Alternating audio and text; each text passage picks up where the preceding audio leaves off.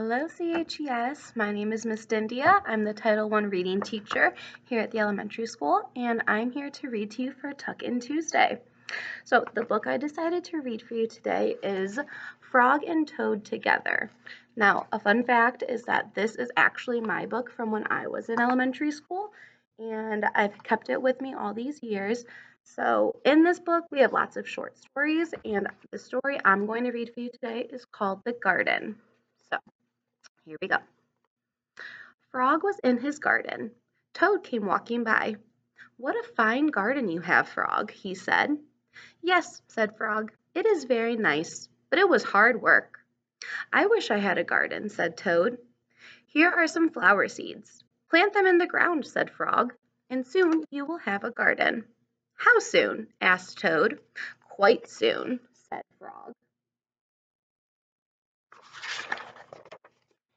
Toad ran home.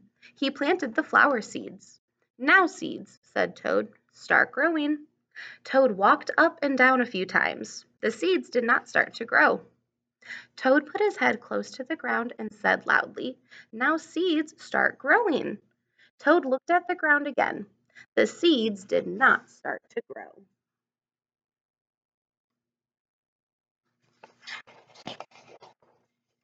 Toad put his head very close to the ground and shouted, "Now, seeds, start growing." Frog came running up the path. "What is all this noise?" he asked. "My seeds will not grow," said Toad. "You are shouting too much," said Frog. "These poor seeds are afraid to grow." "My seeds are afraid to grow?" asked Toad. "Of course," said Frog. "Leave them alone for a few days. Let the sun shine on them. Let the rain fall on them. Soon your seeds will start to grow."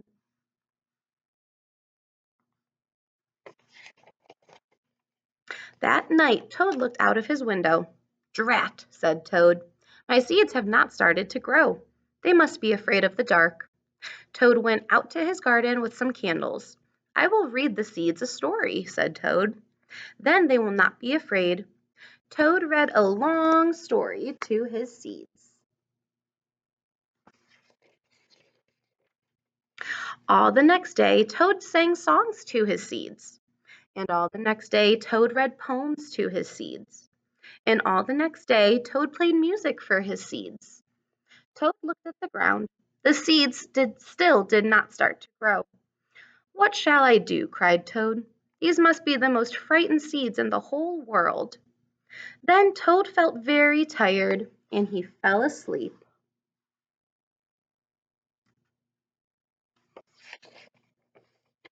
"Toad, Toad, wake up," said Frog. "Look at your garden."